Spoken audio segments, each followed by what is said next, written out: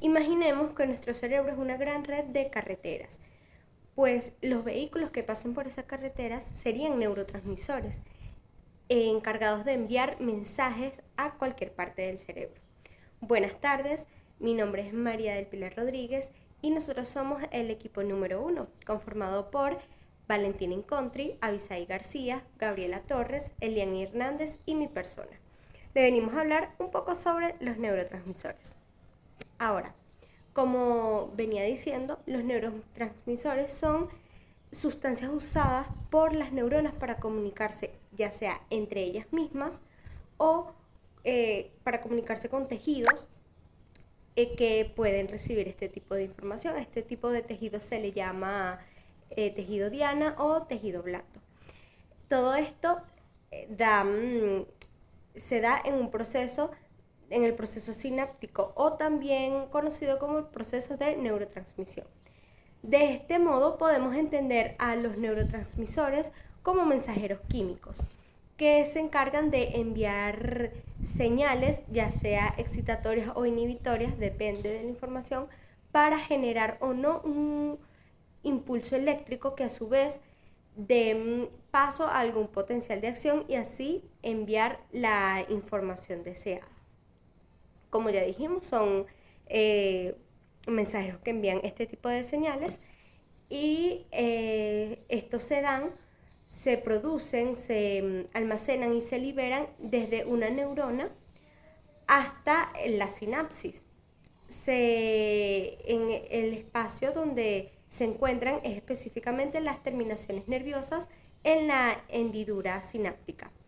Una vez liberado a causa de algún estímulo, estos neurotransmisores llegan a una neurona postsináptica receptora o algún otro órgano que esté bajo el mando o bajo el control de estas neuronas. Puede ser algún músculo para que transforme la información o esa señal la traduzca a acción.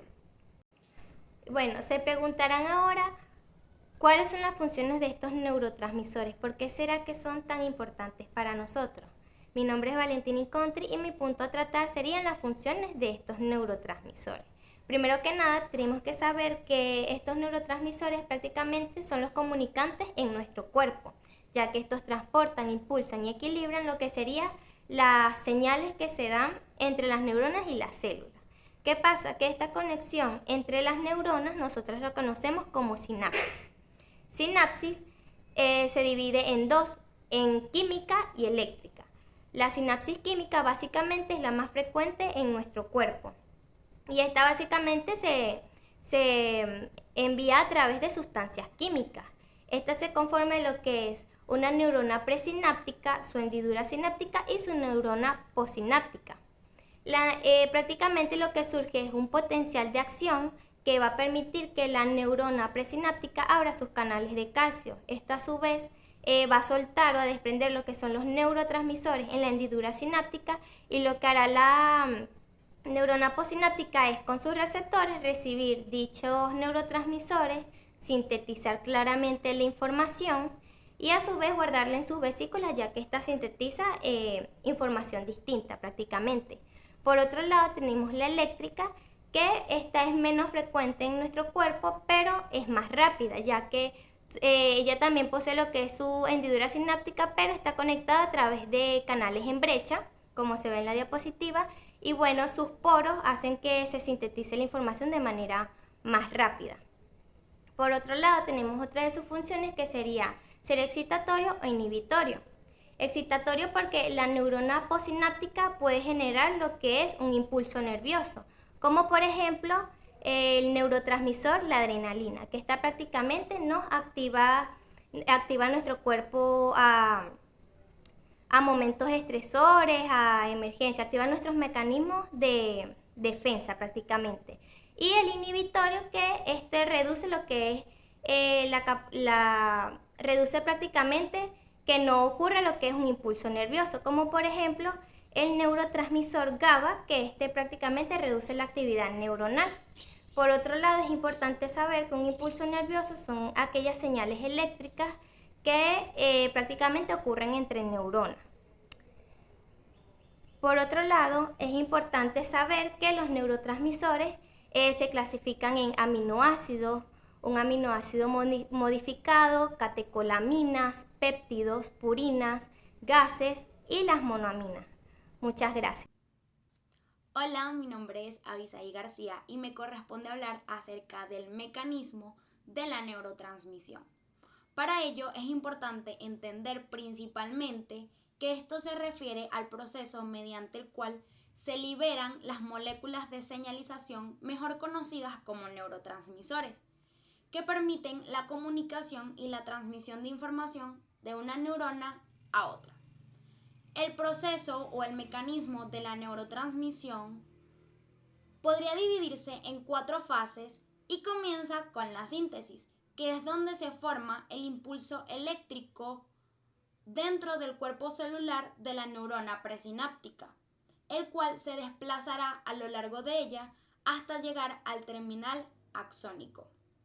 Esto se da a partir de precursores como los aminoácidos, la colina o el ácido glutámico. Al estar allí, es decir, en el terminal del axón, esos neurotransmisores serán empaquetados o almacenados en vesículas presinápticas para su posterior liberación. Cabe destacar que algunos neurotransmisores, como la acetilcolina o la dopamina, se forman directamente en las terminaciones de las neuronas, gracias a enzimas específicas que se han sintetizado en el soma, es decir, en el cuerpo celular, y se han transportado hasta este lugar. Como segunda fase tenemos la liberación de esos neurotransmisores. Esto se da cuando el potencial de acción alcanza el terminal axónico, produciendo así una despolarización de la membrana. Para ello, se comienzan a abrir esos canales de calcio dependientes de voltaje que permiten la entrada de iones de calcio al terminal del axón, lo que desencadena la fusión de las vesículas sinápticas con la membrana presináptica. Cuando estos iones de calcio comienzan a entrar, aumentan la concentración de este componente dentro de la membrana celular, lo que produce que se comiencen a liberar los neurotransmisores al espacio o a la hendidura presináptica. Gracias. Hola, soy Elini Hernández y les seguiré explicando un poco más sobre el mecanismo de la neurotransmisión. La tercera fase es la interacción con receptores postsinápticos. Esto quiere decir que cuando estos neurotransmisores son liberados al espacio o a la hendidura sináptica, ellos se difunden y son captados por receptores específicos localizados en la membrana postsináptica de la neurona receptora. Esta unión provoca que se generen cambios conformacionales, los cuales pueden generar dos cosas. Uno, que se abran canales iónicos por medio de los receptores ionotrópicos, los cuales median efectos postsinápticos rápidos, por ejemplo, la sinapsis muscular. Y dos, que se activen aquellas vías de señalización a nivel intracelular por medio de los receptores metabotrópicos, que ellos median efectos postsinápticos lentos. Hay que tener en cuenta que estos tipos de receptores pues generan una respuesta que puede ser excitatoria o inhibitoria, y esto depende del tipo del neurotransmisor y del receptor que esté implicado. La cuarta fase es la recaptación y degradación de neurotransmisores. Esto quiere decir que cuando los neurotransmisores no se unen a la hendidura o al espacio sináptico, estos son recaptados por transportadores específicos, es decir, se degradan por enzimas específicos. Tanto la recaptación como la degradación pues permite que se finalice en sí la señal sináptica y preparen el sistema para una nueva transmisión. En general, este mecanismo es importante para la comunicación eficaz entre las neuronas y el adecuado funcionamiento del sistema nervioso, dado que este está implicado pues en procesos de cognición, movimiento, etc. Una vez dicho esto, podemos decir entonces que los neurotransmisores son sustancias químicas esenciales para la comunicación entre las neuronas en nuestro sistema nervioso. Cuando hay un desequilibrio en nuestros neurotransmisores, pueden surgir trastornos neurológicos, como por ejemplo la enfermedad de Alzheimer, que se caracteriza por una disminución en los niveles de acetilcolina en el cerebro. La pérdida de memoria y la confusión son síntomas comunes en esta enfermedad.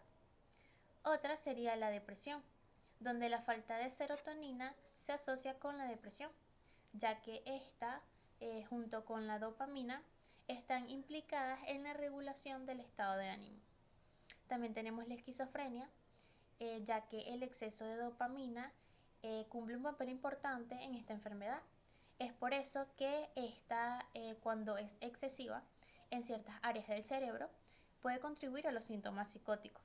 También tenemos la enfermedad de Parkinson, donde la disminución de dopamina en el área nigroestriatal está relacionada con los síntomas motores de esta enfermedad, como por ejemplo temblores y rigidez muscular. Por otra parte, tenemos la epilepsia, ya que los desequilibrios en los neurotransmisores excitatorios e inhibitorios pueden contribuir a las convulsiones epilépticas.